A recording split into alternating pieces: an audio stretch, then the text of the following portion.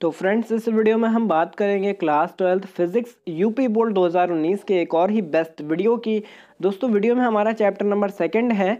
Chapter में आपको इसलिए बता रहा हूं कि पीछे आ गया हूं मैं चैप्टर में। चैप्टर 2 के कुछ बहुत ही ज़्यादा इंपॉर्टेंट क्वेश्चन बताने जा रहा हूं, तो वीडियो में आप एंड तक की बने रहें। और अगर आपने इससे पहले हमारे चैनल को अभी तक सब्सक्राइब नहीं किया है तो तुरंत हमारे चैनल को नीचे दिए गए लाल वाले बटन से सब्सक्राइब करें और बेल आइकन ज़रूर दबाएँ। दोस्तों, चैप्टर का नाम है स्थिर वैद्युत विभव तथा धारिता। दोस्तों, वीडियो का पीडीएफ अगर आप डाउनलोड करना चाहते हो तो पीडीएफ का लिंक मैंने डिस्क्रिप्शन में सबसे ऊपर दे रखा है, आप जाके डाउनलोड कर सकते हो। चलिए दोस्तों, आपको बताना शुरू करते हैं। पहला क्वेश्चन है आपका, फर्स्ट क्वेश्चन है, संधारित्रों में परावैद्युत के उपयोग से धारिता क्यों बढ़ जाती है? या किसी संधारित्र की प्लेटों के बीच परावैद्युत पदार्थ भरने पर इसकी धारिता पर क्या प्रभाव पड़ता है? 2010, 11 और 14 में पूछा गया था। तो संधारित्रों के प्लेटों के बीच परावैद्युत भरने से इसके अंदर प्लेटों के बीच उपस्थित वैद्युत क्षेत्र के विपरीत दिशा में एक आंतरिक परावैद्युत क्षेत्र उत्पन्न होता है। तो इसकी सतह जो होती है प्लेटों के आवेश के प्रेरित होने पर उत्पन्न हो जाती है तथा प्लेटों के बीच विभवांतर घट जाता है, जिसके परिणाम स्वरूप धारिता बढ़ जाती है। तो यह वाला प्रश्न आपका यूपी बोर्ड के 2010, 11 और 14 की परीक्षा में पूछा गया था। दोस्तों, नेक्स्ट की तरफ चलते हैं। परावैद्युत सामर्थ्य एवं भंजक विभवांतर को स्पष्ट कीजिए, 2013 में पूछा गया था। सबसे फर्स्ट हेडिंग हम डालेंगे परावैद्युत सामर्थ्य। परावैद्युत सामर्थ्य पर आरोपित वैद्युत क्षेत्र की तीव्रता का वह अधिकतम मान है जिसको परावैद्युत बिना परावैद्युत भंजन के सहन कर सकता है। परावैद्युत सामर्थ्य कहलाती है। ठीक है, अब हम नेक्स्ट हेडिंग की बात करेंगे, भंजक विभवांतर। ठीक है, किसी परावैद्युत पदार्थ के भंजक हुए बिना उसके दोनों सिरों के बीच लगाए गए वैद्युत विभवांतर के अधिकतम मान को उस परावैद्युत का भंजक कहते हैं। ठीक है, भंजक विभवांतर कहते हैं। 2 नंबर का प्रश्न था दोस्तों, एकदम अच्छे से लर्न कर लीजिएगा। चलिए नेक्स्ट की बात करते हैं। एक अवशेषित संधारित्र एवं एक वैद्युत सेल में मूल अंतर क्या है? 2009 में वाला प्रश्न पूछा गया था। तो आवेशित संधारित्र को वैद्युत आवेश संग्रहित रहता है, जबकि वैद्युत सेल में वैद्युत आवेश का प्रवाह होता है। बस यही छोटा सा अंतर आपको लिख देना है। 2 नंबर का प्रश्न था दोस्तों, यहाँ तक कि हमने कंप्लीट कर लिया है।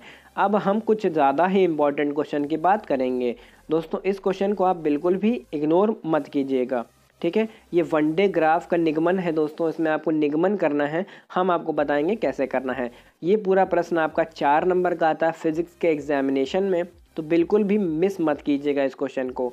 वनडे ग्राफ जनित्र की संरचना तथा कार्यविधि चित्र की सहायता से समझाइए। 2015 और 18 की यूपी बोर्ड की परीक्षा में पूछा गया था। या वनडे ग्राफ जनित्र के सिद्धांत एवं कार्यविधि का वर्णन कीजिए, ये भी प्रश्न आपका 2017 की परीक्षा में पूछा गया था।